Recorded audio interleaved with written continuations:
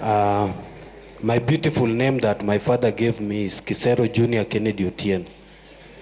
I'm the Secretary General of Kenya Methodist University. And I have a few things to put across, Your Excellency.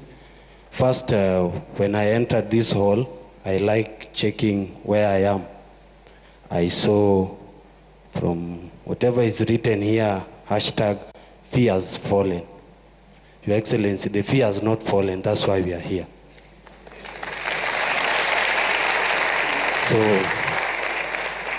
and first thing first, Mr. President, I've been privileged to be under your administration in two capacities. One, I enjoyed your administration when you were an MP in Eldoret North. Oh, is that all? Yeah, we used to learn hapo Kamagut hapo chini karibu na kwenu. Yes. And secondly, I've also experienced your leadership now that you are the president. Mr. President, I can assure you they are totally different. From when you were MP, people used to go to the street to celebrate your achievements. Nowadays, we just go to the streets to demonstrate. And Mr. President, don't get me wrong in the first place. The reason is why I know when you are the president, it comes with a lot of responsibility and people to advise. And I will start off by saying those who advised in this new funding model, I will not be wrong to say there is a problem. And that's why we are here. We have to go back to the drawing board. We have to start off afresh. And my question is, Mr. President, the first question is, what was so wrong with the old funding model that we could not sit down and amend it? Because even a constitution of a country, you just don't wake up one day and bring a new constitution. We always go and say, hii clause imetufinya kidogo kama wananchi. We go to the parliament, they amend it, and they take it to the president to ascend and sign it. So I feel we should go back to the old funding model and amend it. Because, Mr. President, we don't lack stakeholders, we don't lack resources. These people sitting here, watu wanafanya law, nursing, medicine, there are brains here which can sit down in those panels and say, where did we go wrong?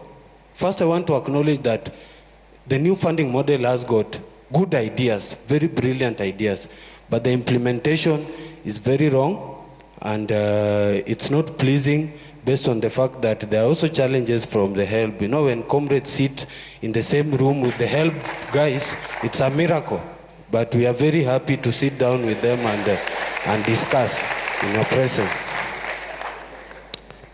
Mr. President, I want to also talk about, I come from KEMU, which is a private university.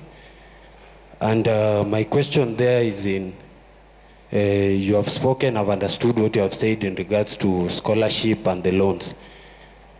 Comrades, you know, kama SG wendi mtu wa mkono. I have my president here, Masai Chebet. You know, comrades come to you and tell you, Kisero, we have been placed in this band. And people are really suffering, Mr. President. And my question is, why then do COOPs have to place them in private university if they can't be sustained the same way as those in public university? And in that regard, Mr. President, I acknowledge that you have said the government, kidogo tu, this is my chance with the Mr. President. You have acknowledged that the government said it has debts, and my university is one that is in the same category. Tunadai the government. They have been so lenient enough to allow students to learn with the limited resources they have. Tunaomba tu hata kidogo ndio university iendelee kufanya kazi. Because we need to learn, those who we are there in KEMU. Then, Mr. President, recently you were awarded a beautiful degree at Baraton University, if I'm not wrong. Yes. Honorary. Honorary. Yes. degree at Baraton University.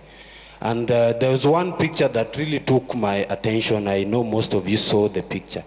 There was a little girl called Naomi who was in the midst of graduates, and he was there admiring all the graduates, the beautiful gown.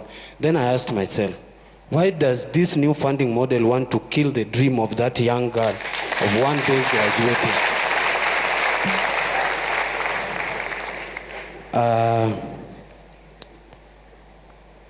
I want to say this, Mr. President. As the commander, I first started by saying I acknowledge your president as your presence as the 5th president and the commander-in-chief of our defense forces. And one of your roles in that regard is to act. Please act, Mr. President. We beg you. Please act. Then lastly, namalizia kabisa. Lastly, Mr. President, we don't have to go to the street when we can resolve this thing here today. Ama namna gani wangwana? Yes. Because we also don't like going to the streets when we can solve things at the table. We are ready to be part of the discussion. We are ready to listen. We are ready to work and ensure that we change this. But the bottom line remains, let's go to the old funding model, amend it to what you wanted to achieve with the new funding model. Thank you so much. God bless you.